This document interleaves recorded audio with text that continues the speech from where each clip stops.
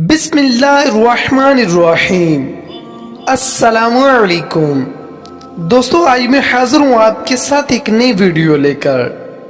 محترم دوستو، بنی اسرائیل میں دو بھائی رہتے تھے جن میں سے ایک مسلمان اور دوسرا ہندو تھا۔ دونوں دریا کے شکاری تھے، یعنی مچھلیوں کا شکار کیا کرتے تھے۔ کافر بت کو سجدہ کرتا، مگر جب مچھلیوں کے لیے دریا میں جال ڈالتا تو اس کے جال میں اس قدر مچھلیاں آ جاتی کہ جال کو کھینچنا مشکل ہو جاتا، مگر مسلمان کے جال میں صرف ایک ہی مچھلی آتی اور وہ اسی پر صبر کے ساتھ خدا کا شکر ادا کرتا۔ اتفاق سے اس مسلمان کی بیوی ایک روز چھت پر گئی تو اس کی نظر کافر کی بیوی پر پڑی جو زیور اور بہترین لباس سے آراستہ تھی۔ یہ دیکھ کر اس مسلمان کی بیوی کے دل میں وسوسہ پیدا ہو گیا کہ کاش میں بھی ایسی ہوتی۔ تو کافر کی بیوی بولی، تو اپنے شوہر کو آمادہ کر لے کہ وہ بھی میرے شوہر کی معبود یعنی بت کی عبادت کیا کرے، تاکہ تو بھی میری طرح مالدار ہو جائے۔ یہ سن کر مسلمان کی بیوی غم زدہ ہو کر نیچے آئی، اور جب اس کا شوہر گھر آیا تو بیوی کا حال دیکھ کر دریافت کیا کہ آخر بات کیا ہے جس سے تو اس قدر غم زدہ معلوم ہوتی ہے۔ اس کی بیوی کہنے لگی، بس میاں، یا تو مجھے طلاق دے دو یا اپنے بھائی کے معبود کی پوجا کرو۔ یہ سن کر اس کے شوہر نے کہا، خدا کی بندی، کیا تو خدا سے نہیں ڈرتی؟ ایمان کی دولت کے بعد تو کفر کی باتیں کرتی ہے۔ وہ عورت بولی، مجھ سے زیادہ باتیں نہ بناؤ، میں اب غریبوں کی طرح نہیں رہ سکتی، جبکہ دوسری عورتوں کو اور خصوصی طور پر تیرے بھائی کی بیوی کو میں دیکھ رہی ہوں کہ وہ زیورات اور عمدہ لباس سے آراستہ رہتی ہیں۔ جب اس مرد مومن نے دیکھا کہ عورت ضد پر اتر آئی ہے اور اس کا اسرار حد سے بڑھ چکا ہے تو اس نے عورت کو تسلی دے کر کہا، اچھا، گھبرانے کی کوئی ضرورت نہیں ہے، میں کل سے کاریگروں اور مزدوروں میں جا کر محنت کر کے تمہیں روزانہ 2 درہم دیا کروں گا، ان 2 درہم میں تو اپنی حالت درست کر لینا۔ یہ سن کر عورت کو کچھ تسکین حاصل ہوئی۔ صبح سویرے وہ مرد مومن مزدوری کی تلاش میں نکلا، لیکن کسی نے اس کی بات نہ مانی۔ وہ پھرتا رہا، شہر شہر، گاؤں گاؤں کی خاک چھانتا رہا، لیکن کسی نے اس کی مدد نہیں کی۔ بالآخر مایوس ہو کر وہ دریا کے کنارے پہنچا۔ شام تک اللہ تعالیٰ کی عبادت میں مصروف رہا۔ رات کو جب گھر پہنچا تو بیوی نے دریافت کیا، میاں، آج تم کہاں تھے؟ اس نے جواب دیا، میں بادشاہ کی خدمت میں تھا، بادشاہ نے مجھ سے 30 دن کا کام کرنے کی شرط رکھی ہے۔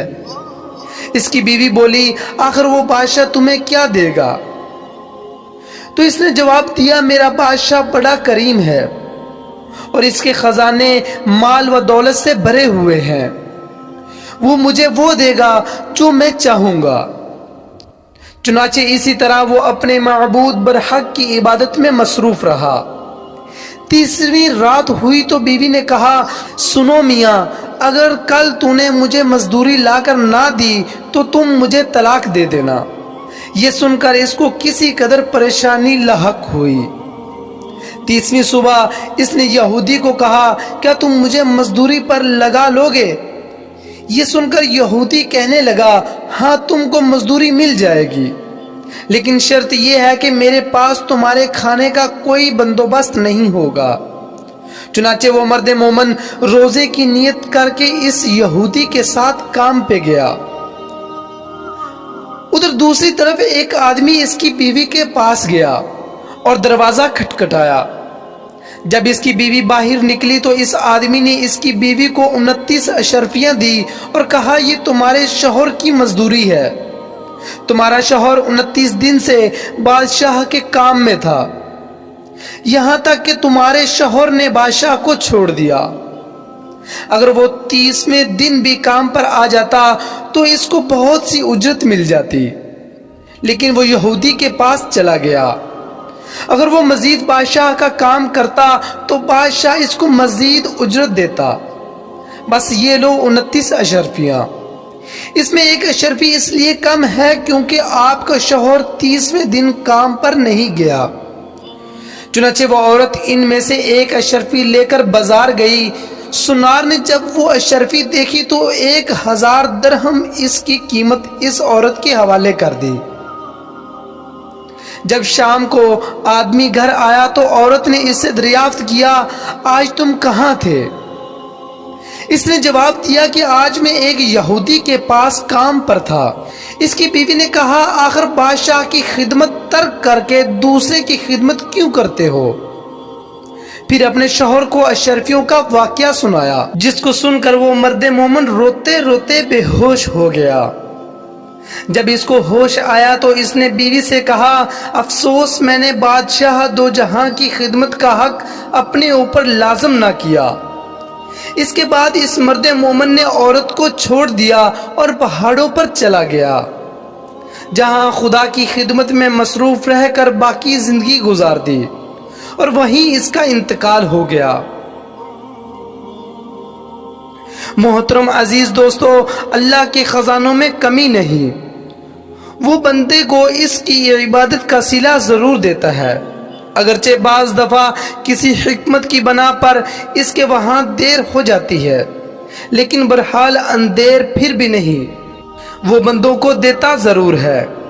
اللہ تعالی ہم سب کو صبر و شکر کے ساتھ رہ کر زندگی گزارنے کی توفیق عطا فرمائے۔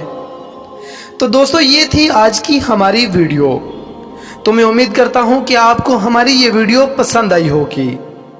تو دوستو، ملتے ہیں ایک نئے ٹاپک کے ساتھ، تب تک کے لیے دعاؤں میں یاد رکھیے گا۔ اللہ حافظ۔